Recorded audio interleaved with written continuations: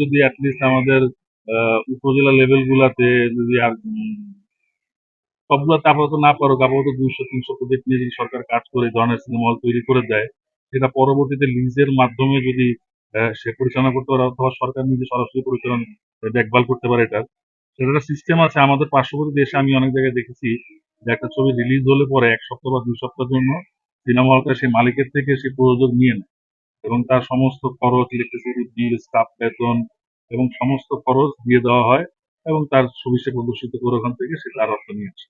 তো এরকম সিস্টেমও যদি এখানে করা যায়, তাও মনে হয় প্রযোজকদের জন্য একটু সুবিধা হবে, একটু বিগ বাজেটের ছবি বানানোর জন্য, যেটা আমরা সবাই আশা করি যে পার্শ্ব অ্যাটলিস্ট হলিউড বা অন্যান্য জায়গাতে না পারলাম, আমাদের পশ্চিমবঙ্গ বা অন্যান্য জায়গায় যে ছবিগুলো হচ্ছে তার কাছাকাছি লেভেলের ছবি যদি আমরা তৈরি করতে পারি, সেদিকে মনোযোগ দেওয়া দরকার। আর আমাদের টেকনোলজির ব্যবহারটা আরো আধুনিকায়ন করা দরকার, মানে একটু মডার্ন করা দরকার। আর পরে এক্সপার্ট যদি আমাদের শর্টেজ হয়ে থাকে তাহলে আমরা সেই ক্ষেত্রে এক্সপার্ট প্রডিউস করার ব্যাপারেও আমাদের সরকারিভাবে এসব উদ্যোগ নিয়ে আর্টিস্ট, পারফর্মার, ডিরেক্টর এই লেভেলের যারা আছেন তারা মোটামুটি বিশ্বমানের ছবি তৈরি করতে পারেন, যেটা আমরা কিছুদিন আগেও কিছু কিছু ছবি দেখেছি এবং আপনারা তার প্রশংসা করি। বাকি যেগুলো টেকনিক্যাল সাপোর্ট দিয়ে এবং হ্যান্ডস গুলো যাতে এক্সপার্ট হয়, বিশ্বমানের হয়, তাহলে ছবিগুলো ভালো হবে। এবং সবচেয়ে বড় কথা যেটা বললাম, আমাদের প্রদর্শনের জায়গা, সিনেমা হলগুলোকে একটু উপযোগী করা এই আর কি।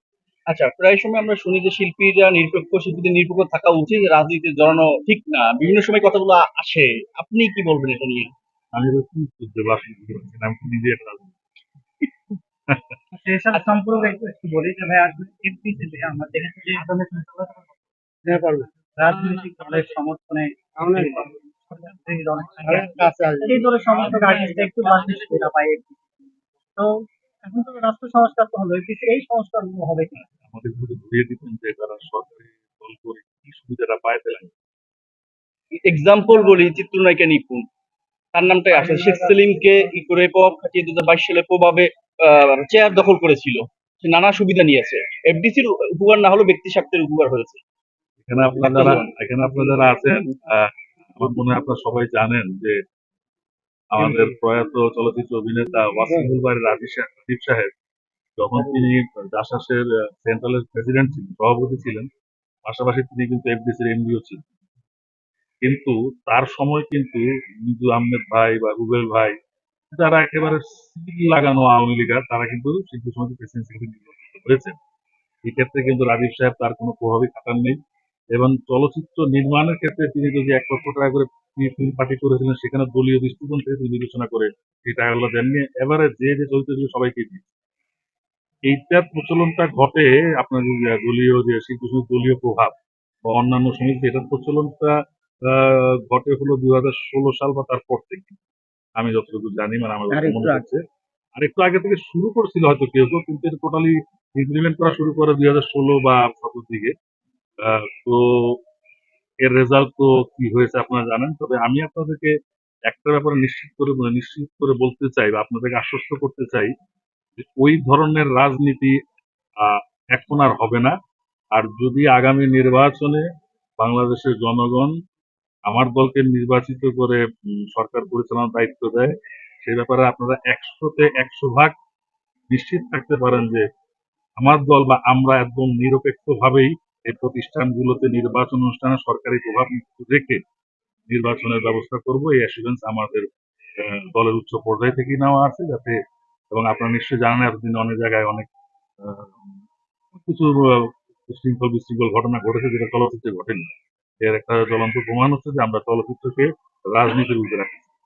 ধন্যবাদ। আমার একটা প্রশ্ন আচ্ছা, সেটা হচ্ছে যে সরকার পতনের পরে খুব জলভাবে অনেকেই বলছেন, কেউ কেউ তাদের দিয়ে ভাতকুড়ি নাটক বা ওটিটি ঘটনা নির্মাতারা বলছেন সেন্সর কথা বাতিল করতে হবে। এই ক্ষেত্রে আপনি সিনিয়র শিল্পী হিসেবে আপনার মন্তব্য কি থাকবে?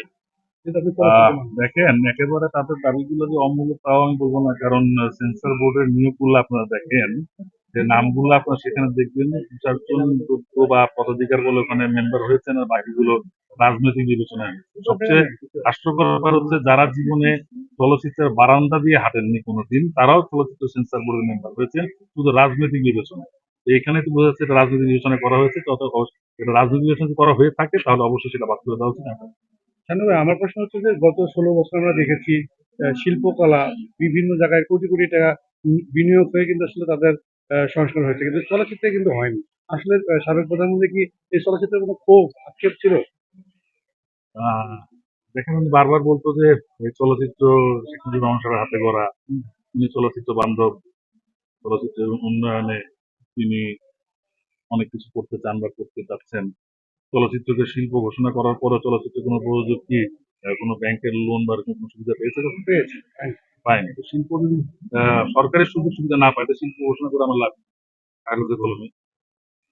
মানে আসলে এটা কি আসলে ঘোষণাতেই সীমাবদ্ধ শুধু ছিল? ঘোষণা দিয়ে সীমাবদ্ধ রেখেছেন, এবং চলচ্চিত্রে কিছু লোকের প্ররোচনায় উনি হয়তো বা এরকম ঘোষণা দিয়েছেন, পরবর্তীতে সেটা তিনি বাস্তবায়িত করেন।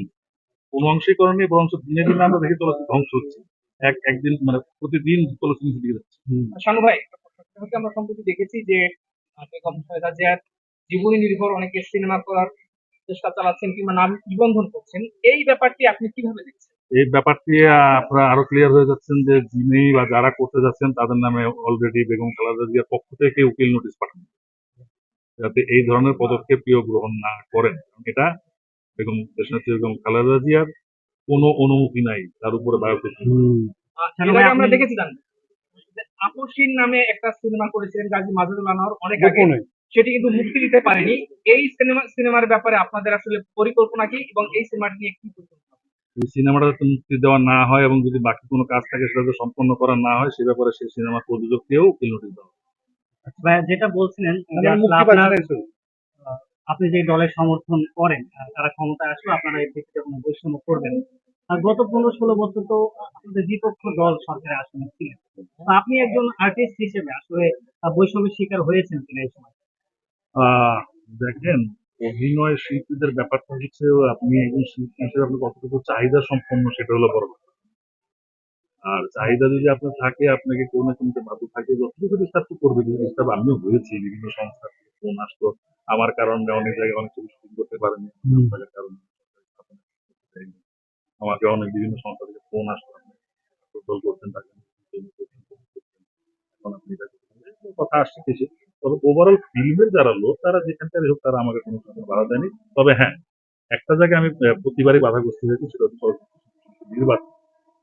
এখানে আমাকে কোনোভাবেই নির্বাচন দেওয়া হয়নি এবং গতবারও দেওয়া হয়নি। উপর লেভেলের উচ্চ লেভেলের অর্ডার নাকি আছে আমি এটা না পারি।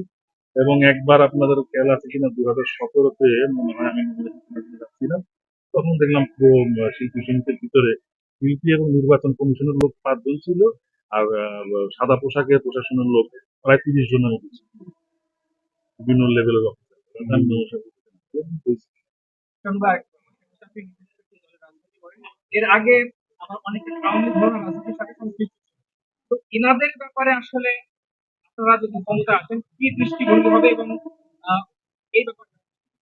আওয়ামী লীগ যারা শিল্পী ছিল থাকতেই পারে, যদি তারা কোনো অন্যায় না করে থাকে তাহলে তো আমার পক্ষ থেকে যে তারা অন্যায় করে থাকে।